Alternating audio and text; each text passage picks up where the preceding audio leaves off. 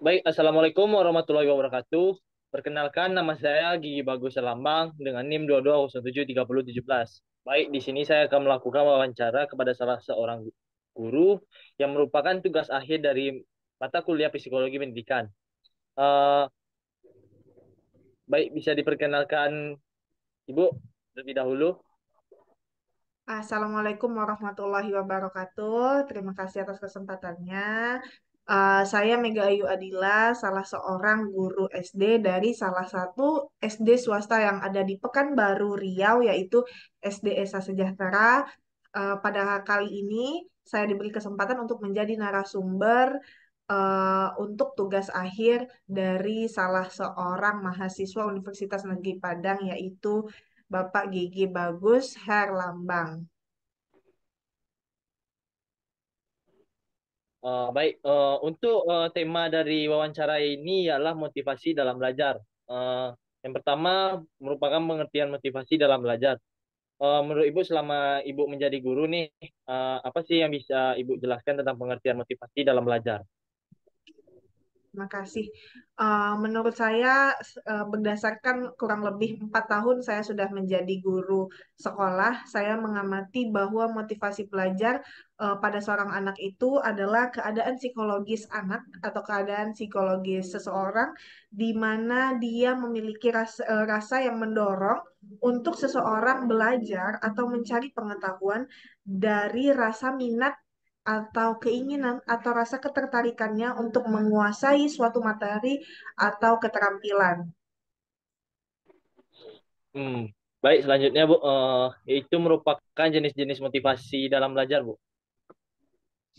Jenis-jenis motivasi dalam belajar itu yang saya ketahui ada 8. Yang pertama itu satu, motivasi intrinsik, motivasi yang datang dari dalam diri sendiri, di mana motivasi berasal dari keinginan dan kepuasan pribadi atas pencapaiannya dalam suatu materi pembelajaran.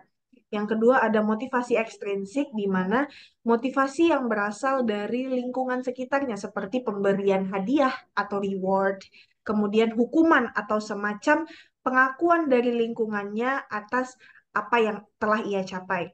Yang ketiga ada motivasi prestasi, di mana motivasi ini berasal dari dorongan untuk mencapai tujuan tertentu atau tingkat kinerja yang lebih tinggi.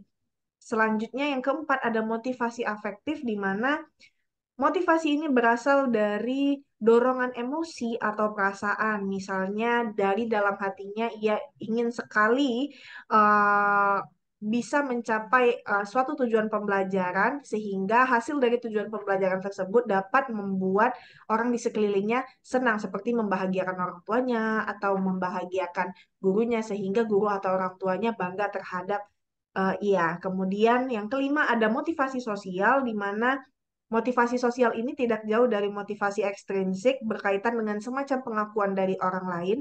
Namun, kalau motivasi sosial ini berasal dari pengakuan dari teman-teman di lingkungan sekitarnya apabila ia sudah mencapai tujuan dari suatu pembelajaran, apa yang ia ingin capai. Yang keenam, ada motivasi keterlibatan, di mana motivasi keterlibatan ini adalah dorongan untuk terlibat aktif dalam pembelajaran, sehingga setelah pembelajaran itu selesai, terdapat kepuasan sendiri terhadap materi pembelajaran yang telah dilalui. Yang ketujuh, ada motivasi karir, di mana em, seseorang mendapatkan dorongan untuk belajar eh, agar dapat em, agar dapat mencapai tujuannya berkarir di masa depan. Dan yang terakhir ada motivasi penghindaran. Motivasi penghindaran ini yaitu dorongan seperti menghindari hukuman atau hasil negatif, seperti takut mendapatkan nilai rendah. Maka dari itu dia termotivasi untuk belajar lebih giat lagi, menguasai suatu materi pembelajaran agar tidak mendapat nilai yang rendah atau justru mengecewakan orang di sekitarnya. Percampuran dari berbagai jenis motivasi ini dapat memengaruhi cara seseorang belajar dan seberapa efektif mereka dalam mencapai tujuan pembelajaran tersebut. Baik Bu, untuk materi selanjutnya, faktor apa saja sih yang dapat mempengaruhi motivasi dalam belajar ini? Faktor yang dapat mempengaruhi motivasi seseorang dalam belajar yaitu ada beberapa faktor. Kita mulai dari faktor internalnya atau faktor dari dalamnya sendiri seperti minat dan kepuasan atau keyakinan dirinya terhadap suatu pembelajaran atau materi pembelajaran. Tujuan pribadinya, uh, tujuan akhir yang mau ia capai setelah pembelajaran ini berlangsung.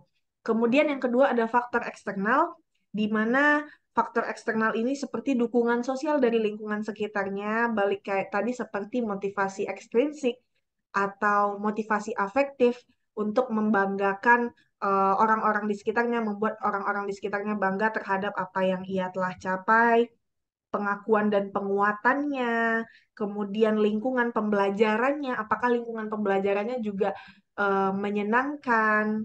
Kemudian ada faktor kognitif, yaitu bagaimana dengan kognitif ini lebih ke hasilnya, seperti persepsi nilai pandangan seseorang tentang eh, ma- manfaat dari setelah mempelajari materi suatu pembelajaran. Lalu ada harapan hasilnya, diharapkan hasil akhir belajarnya ini bisa membuat dirinya puas dan orang di sekitarnya bangga terhadap dirinya.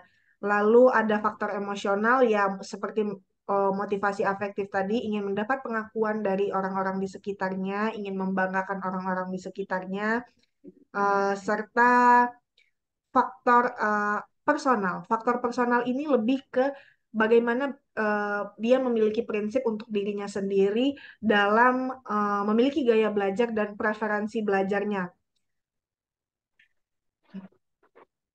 eh, Faktor-faktor ini, faktor eksternal, internal, faktor lingkungan, faktor personalnya, ini merupakan bersifat kompleks dan saling terkait. Nah, masing-masing individu memiliki faktor yang berbeda-beda, namun bisa terkait sehingga mereka memiliki cara yang berbeda ketika belajar, memiliki apa cara yang berbeda dalam belajar dan motivasi yang berbeda pula yang untuk diterapkannya agar pembelajaran itu bisa menyenangkan saat ia jalani.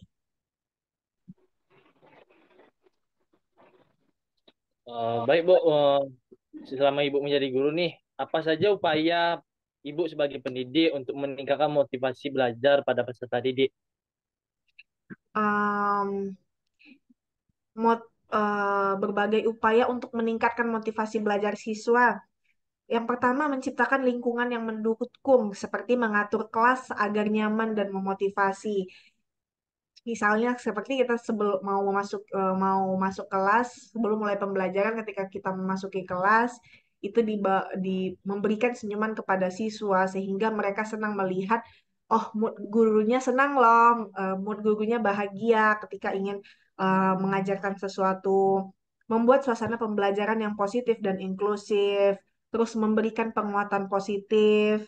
Memberikan penguatan positif ini artinya apa efek apa hasil yang akan mereka dapatkan setelah pembelajaran berlangsung, kemudian memberikan pujian dan pengakuan atau atas pencapaian siswa seperti pujian ini seperti reward reward kalau di kelas saya selama 4 tahun saya mengajar, apabila anak-anak bisa menjawab pertanyaan setelah pembelajaran berlangsung, bisa menjawab pertanyaan, mereka akan dapat stars atau mereka akan mendapatkan uh, poin plus, di mana poin plus itu untuk nilai kegiatan hariannya dan stars itu dikumpulkan untuk mendapatkan sertifikat karena di sekolah ses ini ada six pillar karakteristik dan ketika mereka mendapatkan 10 stars, 10 stars itu mereka artinya dapat satu sertifikat aspek dari six pillar karakteristik yang kita berlakukan di sekolah ses. Kemudian pemberikan pujian seperti good job, very good, dan yang lainnya. Lalu mengaitkan materi pembelajaran yang mau dipelajari, mengaitkan materi pembelajaran yang mau dipelajari itu dengan um, konteks di kehidupan sehari-hari kita, apa kaitannya, apa fungsinya, apa manfaatnya setelah kita mempelajari ini, bagaimana apakah akan kita terapkan nanti di kehidupan sehari-hari kita. Kemudian hmm, menyesuaikan materi pembelajarannya dengan gaya belajar siswanya, memberikan tantangan yang sesuai dengan tingkat keterampilan siswanya, karena kita tahu bahwa gaya belajar masing-masing siswa itu berbeda. Ada yang memiliki skill, ada yang dengan audio, ada yang visual, ada yang kinestetik. Nah, itu yang seperti yang kita ketahui kan, beda-beda. Setiap anak memiliki cara yang berbeda-beda untuk untuk mudah memahami suatu pembelajaran. Seperti itu. Kemudian kita sebagai guru harus berperan sebagai motivator. Artinya di sini memotivasi siswa dengan menjadi contoh peran yang positif, menunjukkan antusiasme terhadap materi pembelajaran. Seperti itu. Baiklah, mungkin itu saja wawancara motivasi dalam belajar. Salah satu guru dari sekolah saya Pekanbaru. Terima kasih sebelumnya kepada Ibu sudah meluangkan waktu dan membantu saya dalam melakukan wawancara ini. Baiklah, sekian video wawancara dari saya. Apabila ada kesalahan, mohon maafkan. Assalamualaikum warahmatullahi wabarakatuh.